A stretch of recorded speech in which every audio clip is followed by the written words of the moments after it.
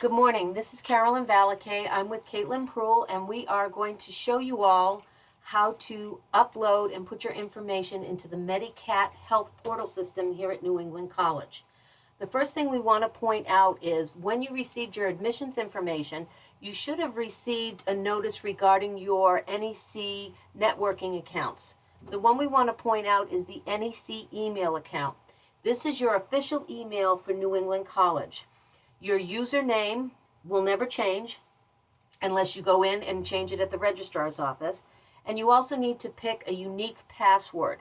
It's very important that you put that password someplace safe in the cloud or in your wallet or someplace that you know you won't lose it. I know that people can save their passwords so they never have to put them in on their devices, their phones, their tablets, their workstations. But it's really important you put it somewhere because you're going to need it for the NEC Medicat health portal. So please make sure you set up your NEC email account prior to entering the portal. Okay, Ms. Caitlin, we're going to walk you through how to get to the Medicat portal page. So what you're going to do is pull up the NEC email webpage, and that is www.nec.edu.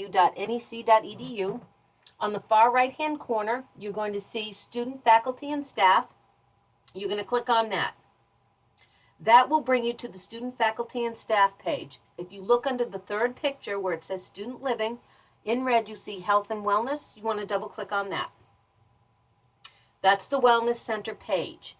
And as you scroll down, you're going to see a number of red bars. You're going to click on the medical entrance requirement. And then as you scroll down, you will see the necmedicatconnect.com. And you're going to click on that. That brings you to the portal page. Now at the top is where you'll put your username. So say, for example, your name is John Smith. It's going to be capital J, capital S, and then MITH in small letters, underscore, capital U, capital G.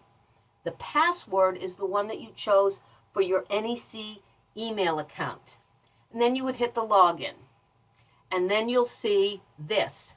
Once you log in, you'll see at the top there are a number of words in black lettering. There's the home, immunizations, insurance, the forms, messaging, education, and upload. So we're going to start with the forms folder.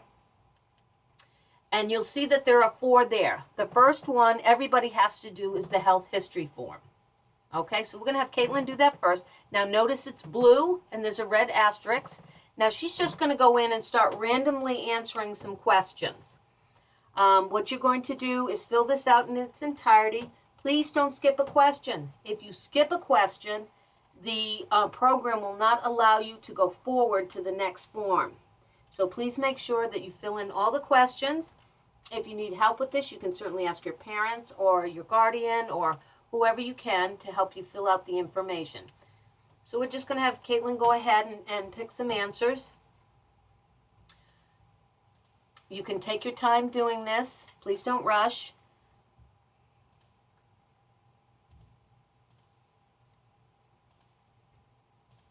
And as you can see, it's pretty easy. You just toggle down. You answer the questions. If it asks for more explanation, you can certainly fill those explanations in.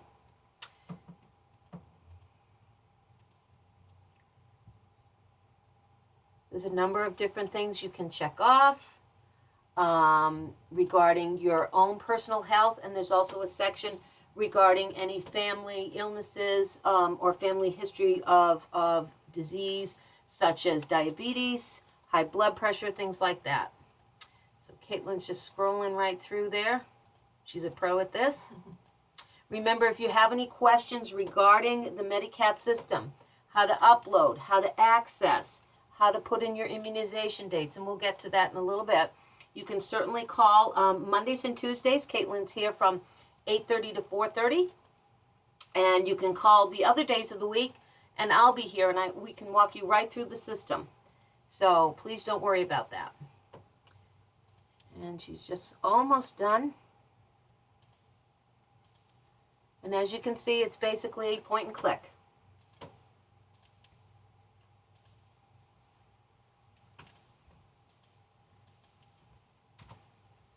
Some you have to put in, like how many hours of sleep do you have, How many days of the week do you exercise? So it's just filling in the numbers. But most of it is just yes or no. If you do answer yes, there's an asterisk next to the yes, and you'll get some a pop-down field that'll ask you to explain a little bit more. Now, as you can see, she's gone through, she's answered all the questions, and now to type her name in, and that will tell us that she went ahead and filled out the form. Now she's going ahead and hit submit, and it'll take us back to the main frame. And as you can see, the health history form has now turned black and the red asterisk is missing. The next we're going to do is the tuberculosis screening questionnaire. This is very easy to do. You'll see as Caitlin starts going through, you do need to answer the questions. And the one I really want to point out, if you've been out of the United States for more than 30 days or you lived in a foreign country, please make sure that you check the list of countries. And as you can see, Caitlin has pulled that up for you. Those are countries that have a propensity of having active tuberculosis. So please make sure that you check that if you happen to be out of the country for more than 30 days or you were not born in the United States. The other thing I want to point out is the BCG vaccine. If you were born in the United States of America, you did not receive it. If you were born outside the United States, you need to check with your doctor from the country that you were born in to see if you received that vaccine. But again, if you were born in the United States, you're going to check no. So Caitlin's going to go ahead and hit submit. And OK. And as you see, that turned black and the asterisk is missing. Now you'll see there's two informed consent forms. The one at the top is for students who are over the age of 18. So if you're 18 or older, you can fill this form out. That is not an issue. The second one says informed consent if you're under 18. Now this is a little different. You're going to have to open the form, print it off. You and your parent will have to sign it, and then you will upload it into the system. And we'll get to that in just a second. But I'll have Caitlin do the 18 or older form, just so you all can see what it looks like. Basically, it's your rights as a patient and as a student here at NEC. We don't release your information to anyone without your written consent. If you have an issue or a problem, the way you were treated here, you can certainly go to the dean's office and lodge a complaint. We're hoping you don't do that. But these are your rights as a patient, as a student here at New England College. So I'm going to have Caitlin go ahead and check yes. She acknowledges it, and she's going to sign our test patient's name. Perfect. And it's going to say okay. And as you can see, that has turned black. Those are the 3 online forms you would need to do. Unless you're under 17, 18 or under 17, you'll do the informed consent for under 18. And she'll let you look and see what that kind of looks like. And as she gets to the bottom, you'll see that there's a place for you to sign as well as your parent. If you load this form without a parent's signature, unfortunately, you will not be marked as having completed it. So we're going to go back to the main screen. And I want to go to the uploads. Now, the upload is where you're going to put your immunization history. It's very easy to do. As you scroll down, you'll see a gray bar, and you're going to choose immunization record. Okay? Now, before we get to that, one thing you'll need to do is if you don't have a scanner, you can, on your phone, if you have a smartphone, you can download a program called Genius Scan. Get the orange one, not the yellow one. The orange one is free. So basically, you scan the document, and you're going to email it to your NEC email account. When you send it to your NEC email account and open it, you're going to save it as a download. You can do this on your tablet, your desktop, your phone, however you want to do it. But you're going to save it as a download because it'll convert it to a PDF. So we've already done that. So she is going to hit select file. She's going to go to our download folder, as you can see, and select the PDF and hit open. Now you can see that the button has turned blue, and she'll hit upload. And now we can see that she's uploaded the form, so that's great. We know it's there. And we can move on to putting in the immunization dates. Now you're saying to me, why do I have to put in the dates if I've already sent you my form? Well, here's the thing. The program under the immunization tab will take a look at your date of birth, what the CDC recommends as to when you should get your immunizations, and the date you actually got them. Then the program converts it and lets us know if you got them on time, too early, or too late. So we're going to have Caitlin open that up where it says all required under the immunization tab. And as you can see, that's where you put the dates. You put them in chronological order. So in this case, under hepatitis B, Caitlin's going to put in the first date, which is going to be 08/20 of 2000. So she's going to find 2000 first, and she puts in August 20th. The second date she's going to put in is 2000, October 18th. And then the third date, 2001, July the 6th. The next group is measles, mumps, and rubella. And the first date is going to be 2001, July the 6th. And the second date is going to be 2004, October the 14th. Perfect.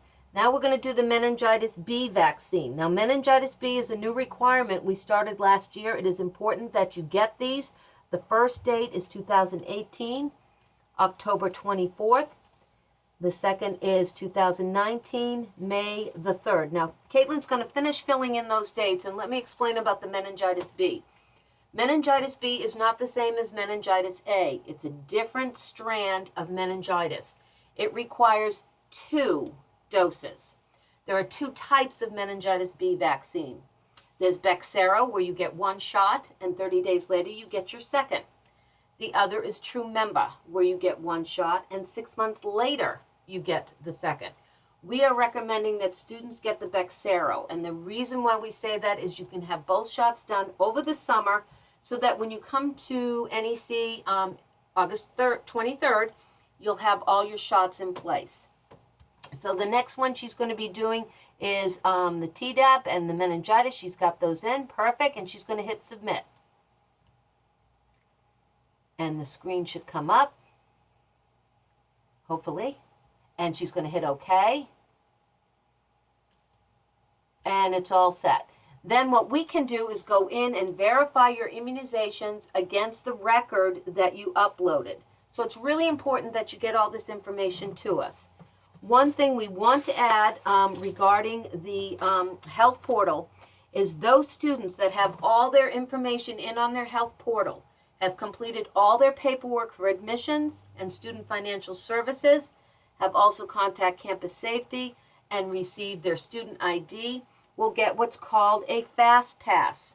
That means on move-in day, if you've met all 4 of those requirements, you will be receiving an email on Wednesday, the 21st of August, that says you've qualified for a fast pass, which means you don't have to wait in line. You can literally go and move right into your residential hall. So if you have any questions, please give Caitlin and I a call at 603-428-2253. And thanks so much for watching.